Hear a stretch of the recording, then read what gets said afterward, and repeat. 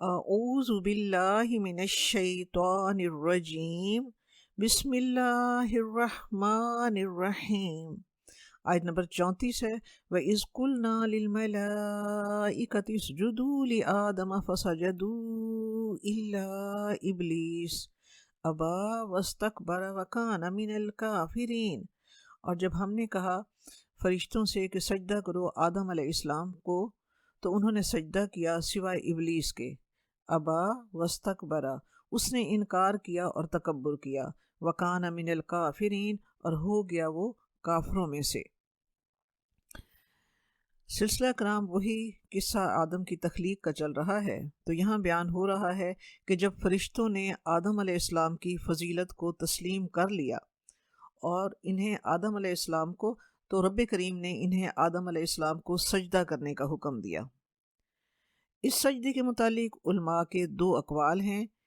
ایک یہ کہ یہ سجدہ اللہ تبارک و تعالیٰ کے حکم سے تھا، لہٰذا یہ سجدہ آدم کو نہیں بلکہ اللہ تعالیٰ ہی کو سجدہ کرنے کے مترادف تھا، اللہ تعالیٰ کے حکم ہی کی اطاعت تھی، اور اللہ تعالیٰ کے حکم کی تعمیل میں یہ سجدہ کیا گیا۔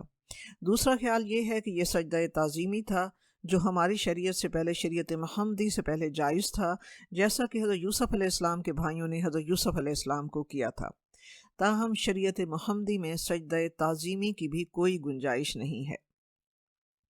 تو اللہ تبارک و تعالیٰ کے حکم کی تعمیل میں سب نے سجدہ کیا سوائے ابلیس کے۔ ابلیس کے معنی ہیں بہت ہی مایوس۔ ابلیس جنات میں سے تھا، سورۃ کہف میں ہے کان من الجن ففسق عن امر ربہ، وہ جنوں میں سے تھا اور اس نے رب کے حکم کی نافرمانی کی۔ احادیث سے معلوم ہوتا ہے کہ یہ جن، جس کا اصل نام عزازیل تھا، اللہ تبارک و تعالیٰ کی عبادت میں بہت منہمک رہتا۔ اس کثرت عبادت کی وجہ سے یہ جنات سے نکل کر فرشتوں کی محفل میں رہتا تھا۔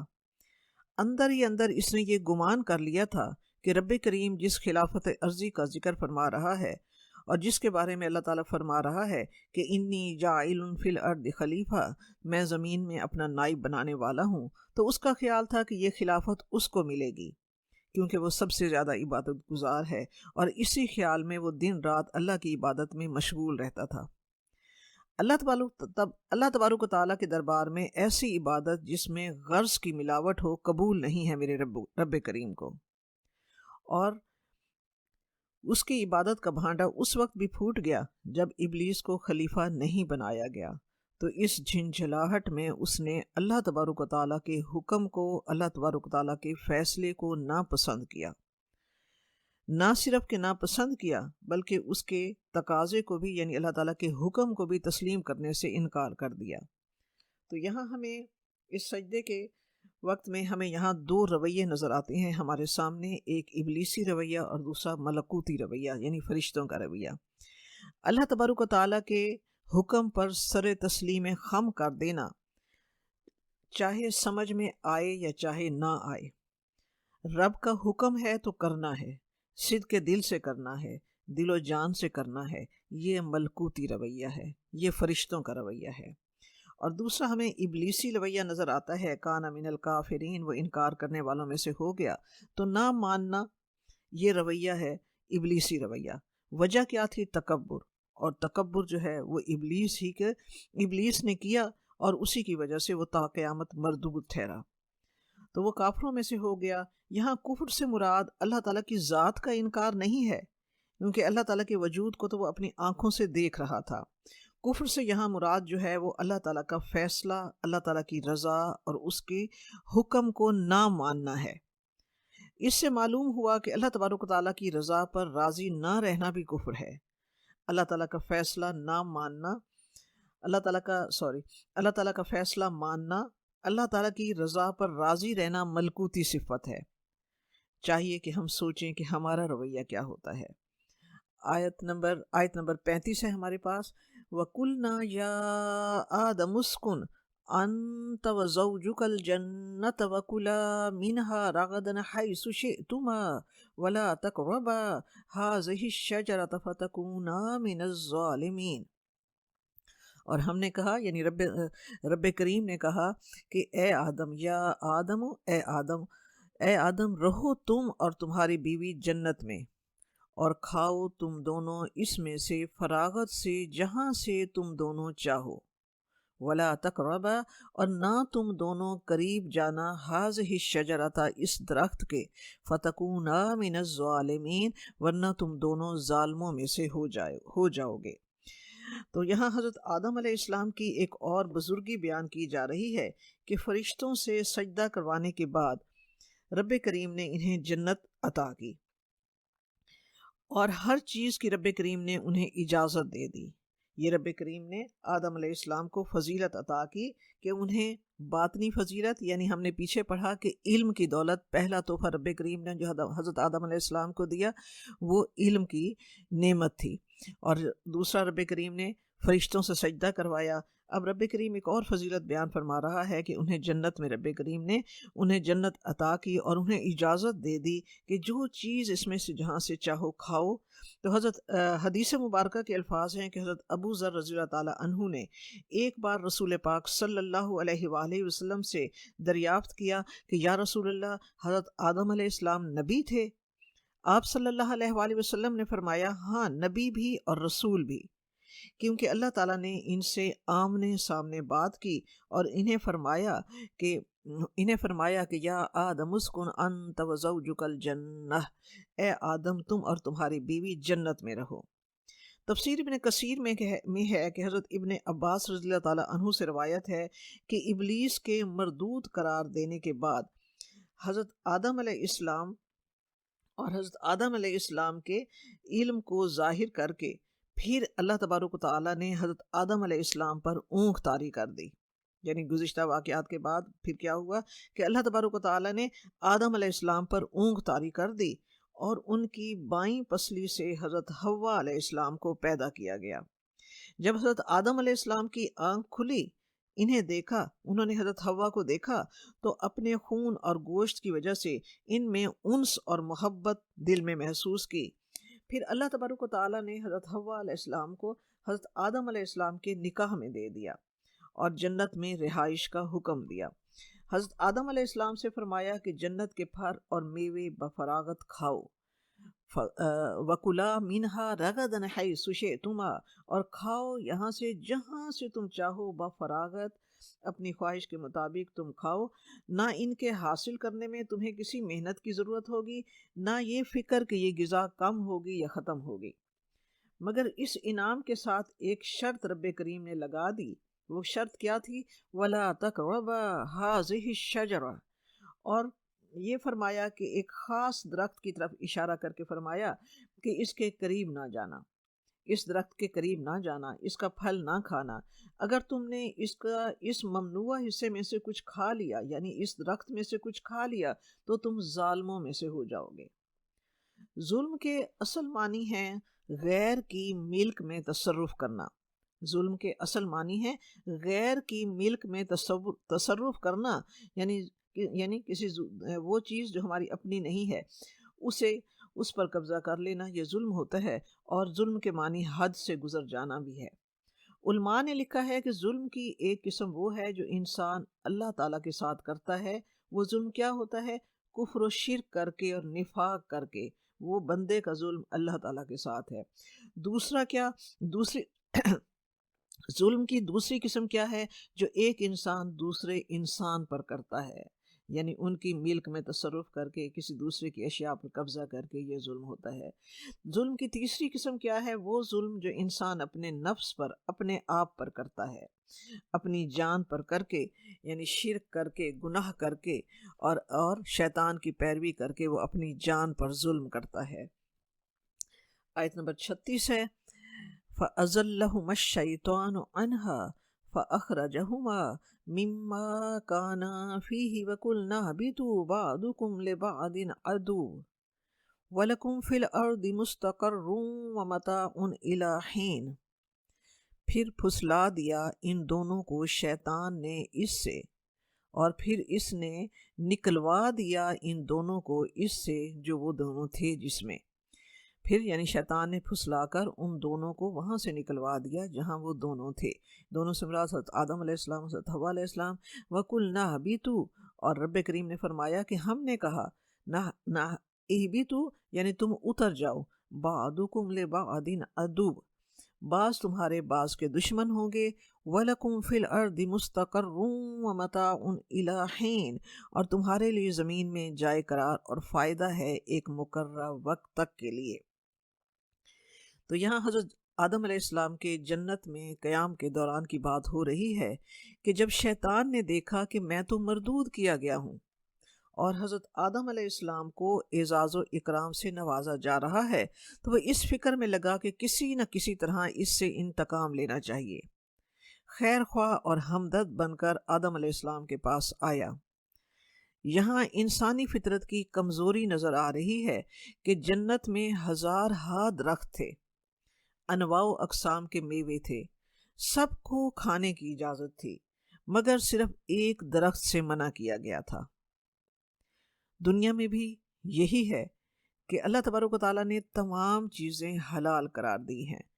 اصل الاشیاء اباحہ، دنیا کی جتنی بھی چیزیں ہیں مباح ہیں، جائز ہیں، حلال ہیں، سوائے گنتی کی ان چیزوں کے جن کے بارے میں رب کریم نے قرآن پاک میں واضح طور پر بتا دیا اور جن کے بارے میں احادیث میں احادیث میں اللہ کے پیارے حبیب نے ہماری رہنمائی فرما دی۔ اس کے علاوہ دنیا کی تمام چیزیں جو ہیں وہ انسان کے لیے مباح، حلال اور جائز ہیں۔ اب دنیا میں بھی یہی ہوتا ہے کہ ہم دیکھتے ہیں کہ ہزاروں حلال چیزوں سے ہٹ کر شیطان ان گنتی کی چند حرام چیزوں سے انسان کو گناہ گار کرنے میں کامیاب ہو جاتا ہے۔ جنت میں بھی اس نے یہی کیا، قسم کھائی، وَقَاسَمَهُمَا إِنِّي لَكُمَا لَمِنَ النَّاصِحِينَ۔ آگے ہم حضرت آدم علیہ السلام کا قصہ قرآن پاک میں ایک بار نہیں 7 بار بیان کیا گیا ہے۔ تو دوسری جگہ رب کریم نے بتایا کہ اس نے قسم کھائی، وَقَاسَمَهُمَا، وہ ان دونوں کے سامنے قسم کھا گیا کہ میں تمہارا خیر خواہ ہوں، میں تمہارا خیر خواہ ہوں، اس درخت کا پھل کھا لو، یہ ہمیشہ کی زندگی پالو گے۔ فَأَزَلَّهُمَا، ان دونوں کو پھسلا دیا اور جنت سے نکلوا دیا، ورغلایا ان دونوں کو۔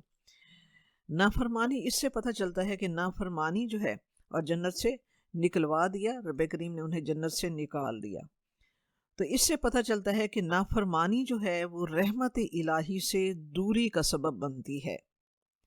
حضرت آدم علیہ السلام، حضرت حوا علیہ السلام جنت میں رب کی رحمت کے سائے میں تھے۔ شیطان کا کہنا مان کر اور رب کے حکم کی نافرمانی سے رحمت الہی سے دوری انہیں ہو گئی۔ رب نے واضح بتایا کہ ساری چیزیں تمہارے لیے ہیں، صرف ایک درخت ممنوع ہے، اس کے قریب نہ جانا ورنہ رحمت الہی سے دور ہو جاؤ گے۔ دونوں نے پھل کھا لیا۔ کھاتے ہی پہلا جو عمل ہوا کہ جنت کی شاہانہ پوشاک اتر گئی، وہ غائب ہو گئی، ننگ دھڑنگ ہو گئے۔ ہم سورۃ اعراف میں پڑھیں گے کہ وہ جنت کے درختوں کے پتے اٹھا اٹھا کر اپنے جسم کو ڈھانپنے لگے۔ سوچیں رب کی نافرمانی سے کیا ہوا، لباس اتر گئے۔ آج جہاں جہاں جس جس قوم کا لباس اترا ہوا دیکھیں یا مختصر دیکھیں، اسے ترقی کی علامت مت سمجھیں، اسے ماڈرن ہونے کی علامت مت سمجھیں۔ سمجھ لیجئے کہ یہ نافرمان اور جنت سے نکالے ہوئے لوگ ہیں۔ یہ کسی نہ کسی نافرمانی کی سزا ہے کہ وہ اس چیز کے اور اس راستے پر پڑ گئے ہیں، عریانی فحاشی کے۔ جہاں آپ سکرٹ پہنا دیکھیں، دوپٹے اترے ہوئے دیکھیں، تو سمجھ لیں کہ نافرمان اور جنت سے نکالے ہوئے لوگ ہیں۔ یہ کسی نہ کسی نافرمانی کی سزا ہے۔ یہ قرآن پاک میں لکھا ہے کہ جب آدم علیہ السلام اور حوا علیہ السلام سے نافرمانی ہوئی تو ان کے لباس اتار دیے گئے، اور یہ اس بات کی بھی علامت ہے کہ انسان ہر لمحہ اللہ تبارک و تعالیٰ کی گرفت میں ہے۔ لباس کے متعلق سورۃ اعراف میں ہم پڑھیں گے، یا بنی آدم لا یفتننکم الشیطان کما اخرج ابویکم من الجنت ینزع عنہما لباسہما لیریہما سوآتہما۔ اے بنی آدم، نہ بہکا دے تمہیں شیطان جیسا کہ اس نے نکلوایا جنت سے تمہارے آبا کو، اتروا دیے ان کے لباس تاکہ ظاہر کر دے ان کے ستر۔ تو شیطان نے پہلا وار کیا کیا کہ انہیں اللہ کی نافرمانی پر راغب کر کے اور اس معاملے میں دھوکہ دے کر قسم کھائی کہ میں تمہارا خیر خواہ ہوں، میں بات جو کہہ رہا ہوں وہ تمہارے فائدے کی ہے۔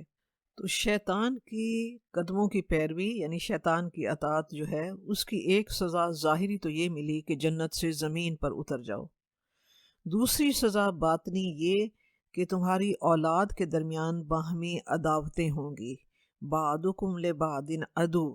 بعض علماء کے نزدیک اس سے مراد یہ کہ تمہاری اولاد کے درمیان باہمی عداوتیں ہوں گی جس سے لطف زندگی بہت کم ہو جائے گا، اور بعض مفسرین کے نزدیک اس سے مراد کہ شیطان اور تمہاری دشمنی رہے گی، شیطان انسان کا دشمن رہے گا، ایک دوسرے کے دشمن اسی طرح زندگی میں یہ رہیں گے۔ اور رب کریم نے اور بتایا کہ زمین پر تمہیں ایک معین مدت تک رہنا ہے، وَمَتَاعٌ إِلَىٰ حِینٍ مُسْتَقَرٌّ وَمَتَاعٌ إِلَىٰ حِینٍ، یعنی زمین پر تمہیں ایک معین مدت تک رہنا ہے، وہاں تمہارا قیام دائمی نہیں ہے۔ ہم اب آیت نمبر 37 پڑھیں گے۔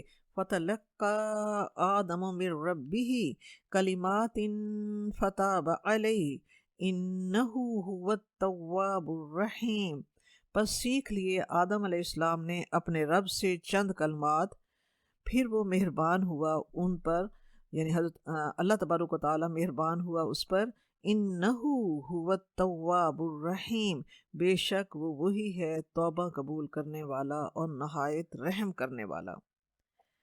وہی سلسلہ کلام چل رہا ہے کہ جب آدم علیہ السلام جنت سے اتارے گئے، ان کو اپنی غلطی پر بہت ندامت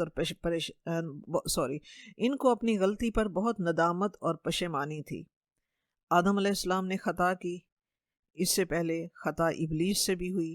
دونوں کی خطاؤں میں ہمیں یہاں بنیادی فرق معلوم ہو رہا ہے۔ آدم علیہ السلام کی خطا میں ضعف ارادہ تھا، غلطی کا احساس ہوتے ہی پچھتائے، توبہ کی، نادم ہوئے۔ شیطان کی خطا کرنے میں حسد اور تکبر تھا، حسد اور تکبر کرنے والا کبھی پچھتاتا نہیں ہے، نادم نہیں ہوتا، اس لیے خسارے میں رہتا ہے۔ آدم علیہ السلام اتنے نادم ہوئے، اتنا خوف الہی ان پر طاری ہوا کہ معافی مانگنے کے لیے انہیں الفاظ بھی نہیں مل رہے تھے، اور وہ دونوں ڈر رہے تھے کہ ہمارے معافی مانگنے کے الفاظ اور معافی مانگنے کے آداب میں کہیں ہم سے کوئی کمی، کوئی خطا نہ ہو جائے کہ اللہ کی مزید ناراضگی کا سبب نہ بن جائے۔ انہوں نے معافی مانگنے کے الفاظ بھی اللہ تبارک و تعالیٰ سے التجا کر کے سیکھے۔ اس پر اللہ تبارک و تعالیٰ نے انہیں کچھ کلمات سکھائے۔ فَتَلَقَّىٰ آدَمُ، تو اللہ تبارک و تعالیٰ نے آدم علیہ السلام کو سکھائے، تو سیکھ لیے۔ فَتَلَقَّىٰ آدَمُ، سیکھ لیے آدم علیہ السلام نے اپنے رب سے چند کلمات۔ تو وہ کلمات کیا تھے معافی مانگنے کے والے؟ قَالَ رَبَّنَا ظَلَمْنَا أَنفُسَنَا وَإِن لَّمْ تَغْفِرْ لَنَا وَتَرْحَمْنَا لَنَكُونَنَّ مِنَ الْخَاسِرِينَ۔ سورۃ اعراف میں اس کا ذکر ہے کہ دونوں نے کہا، اے ہمارے رب، ہم نے اپنی جانوں پر ظلم کیا، اور اگر تو نے ہمیں معاف نہ کیا اور ہم پر رحم نہ کیا تو ہم گھاٹا پانے والوں میں سے ہو جائیں گے۔ رب نے جواب دیا، انہو هو التواب الرحیم، رب ان پر مہربان ہوا، فتاب علیہ، رب ان پر مہربان ہوا۔ انہو هو التواب الرحیم، تواب یعنی اگر تواب کا لفظ جو ہے وہ اگر انسان کے لیے آئے تو اس کے معنی ہوتے ہیں بار بار توبہ کرنے والا۔ تواب کا لفظ یہاں اللہ تبارک و تعالیٰ کے لیے استعمال ہوا ہے۔ اگر تواب کا لفظ اللہ تبارک و تعالیٰ کے لیے آئے تو تواب کے معنی آتے ہیں بار بار توبہ قبول کرنے والا۔ تو انہو هو التواب الرحیم، بے شک وہ وہی بار بار توبہ قبول کرنے والا ہے، یعنی صرف وہی ہے جو توبہ قبول کرنے والا ہے، وہ ہے جو رحیم ہے۔ یہ صرف اسی کا کام ہے کہ وہ بندے کی خطاؤں کو معاف کرتا ہے، وہ حلیم ہے، وہ غفور ہے، وہ درگزر کرتا ہے، وہ معاف فرماتا ہے۔ آپ صلی اللہ علیہ وآلہ وسلم نے فرمایا کہ گناہ سے توبہ کرنے والا اس طرح ہے کہ گویا اس نے کبھی گناہ کیا ہی نہیں۔ رب کریم کی بارگاہ جو ہے وہ نا امیدی کی بارگاہ نہیں ہے۔ اگر 100 بار بھی توبہ توڑی ہے تو بھی رب فرماتا ہے ہماری طرف پلٹ آؤ۔ ایسی کوئی بات نہیں کہ انسان کوئی گناہ کر بیٹھے تو ہر حال میں اس کی سزا بھگتنی ہے۔ نہیں، توبہ کا دروازہ رب نے کھلا رکھا ہے۔ توبہ کرنے کے بعد اللہ تبارک و تعالیٰ معاف کر دیتا ہے۔ شرط کیا ہے؟ اخلاص شرط ہے، سچی توبہ، توبۃ النصوح، اس پر نادم ہونا اس کے لیے پہلی شرط ہے۔ دوبارہ نہ کرنے کا مصمم ارادہ دوسری شرط ہے، اور آئندہ کے لیے اصلاح کر دینا تیسری شرط ہے۔ میرے رب کا دربار عالم نزا سے پہلے ہر لمحہ انسان کے لیے توبہ کے لیے کھلا ہوا ہے۔ آیت نمبر 38 ہے ہمارے پاس، قُلْ نَهْبِطُوا مِنْهَا جَمِيعًا فَإِمَّا يَأْتِيَنَّكُم مِّنِّي هُدًى فَمَن تَبِعَ هُدَايَ فَلَا خَوْفٌ عَلَيْهِمْ وَلَا هُمْ يَحْزَنُونَ۔ تو آیت نمبر 38 میں پڑھ رہی ہوں، قُلْ نَهْبِطُوا، تو ہم نے کہا اتر جاؤ اس سے، مِنْهَا جَمِيعًا، یہاں سے تم سب کے سب، فَإِمَّا يَأْتِيَنَّكُم مِّنِّي هُدًى، پھر اگر آئے تمہارے پاس میری طرف سے ہدایت، فَمَن تَبِعَ هُدَايَ، تو جو ہدایت کی پیروی کرے گا، جو میری ہدایت کی پیروی کرے گا، فَلَا خَوْفٌ عَلَيْهِمْ وَلَا هُمْ يَحْزَنُونَ، تو نہ اسے کوئی خوف ہوگا اور نہ وہ غمگین ہوگا۔ یہاں ہم دیکھتے ہیں کہ اہبطوا کے الفاظ جو ہیں یعنی اتر جاؤ، 2 مرتبہ آئے ہیں۔ یہ آیت نمبر 38 میں ہے دوسری مرتبہ، اور پہلی مرتبہ آیت نمبر 36 میں اہبطوا کے الفاظ آئے، مگر دونوں میں فرق ہے۔ آیت نمبر 36 میں اہبطوا کے الفاظ غلطی ہونے کے بعد سزا کے طور پر آئے، یعنی جب ممنوع پھل کھایا تو اللہ تبارک و تعالیٰ نے اس وقت فرمایا اہبطوا، یعنی نکل جاؤ یہاں سے۔ وہ الفاظ غصے کے عالم میں تھے۔ یہ لفظ سنتے ہی حضرت آدم علیہ السلام نادم ہوئے، بہت معافیاں مانگیں، روئے، گڑ گڑائے، اللہ تبارک و تعالیٰ نے معاف کر دیا۔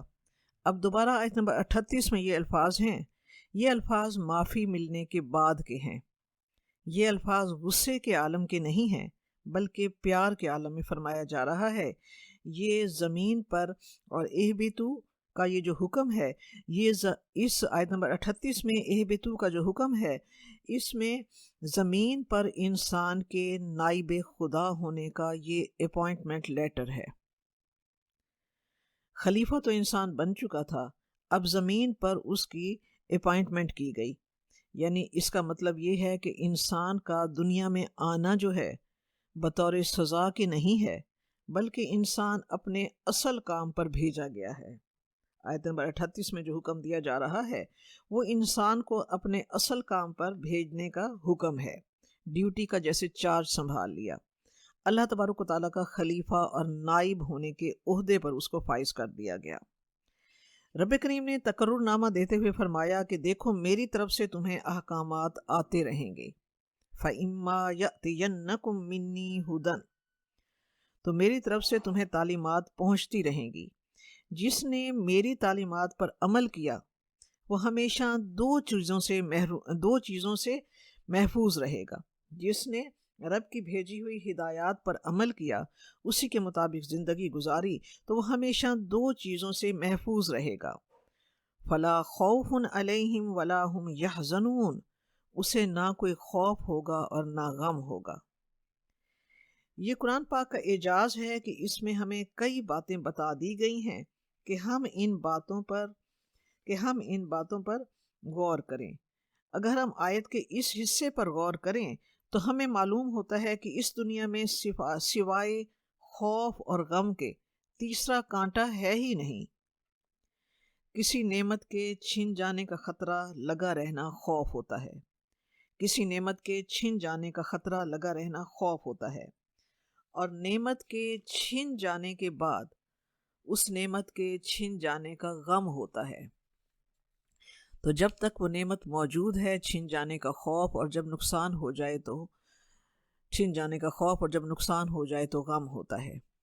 خوف اور غم سے بچنے کا نسخہ اللہ تبارک و تعالیٰ نے خود بتا دیا کہ اللہ تبارک و تعالیٰ کی بھیجی ہوئی ہدایات جو قرآن پاک کی صورت میں ہے، جو اللہ کے پیارے انبیاء اور رسل کی تعلیمات کی صورت میں ہے، جو ان کی پیروی کرے گا وہ دنیا میں ان دونوں تکالیف اور کرب سے محفوظ رہے گا،